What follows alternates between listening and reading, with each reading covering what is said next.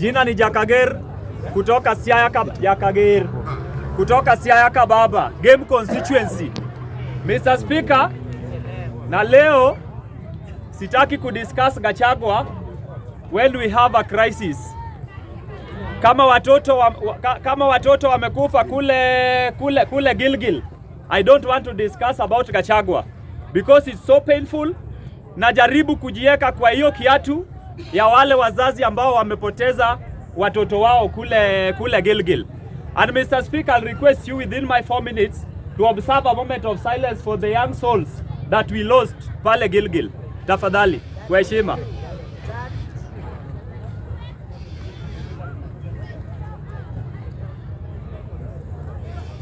Asante Speaker. So, kama kawaida mimi ni mtu wa 2 term, but leo hii haitaki mambo ya 2 term ama mambo ya 1 term. Crisis hii maneno ya moto, shule kuchomeka kila wakati. This question we are asking the government, are our children safe? Kwa sababu Mr. Speaker, ukipeleka mtoto shuleni una expect after amikifika mtoto wako arudi home. Shule zikifungwa mtoto arudi akiwa salama. I'm speaking as a father, I'm a father of 2. Na mimi watoto wangu hata wakienda ushago sikangi kwa hiyo nyumba na amani. Najiuliza na watarudi lini?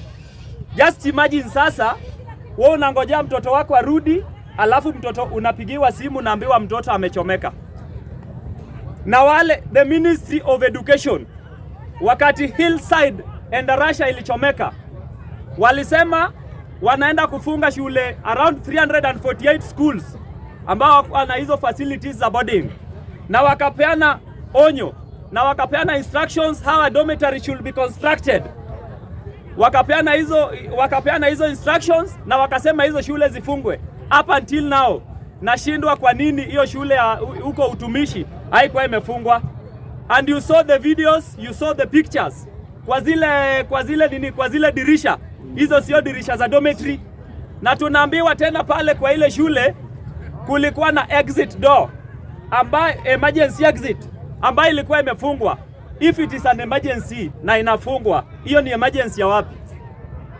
The government should be held responsible for the sins that they have committed.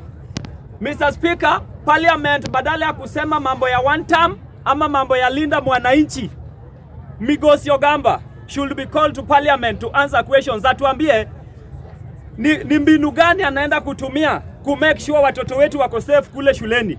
Hizo boarding schools zimekuwa constructed aje? Ma-DCI saizi walienda huko na wakaeka tapes kila mahali, crime scene, mara fire, whatever.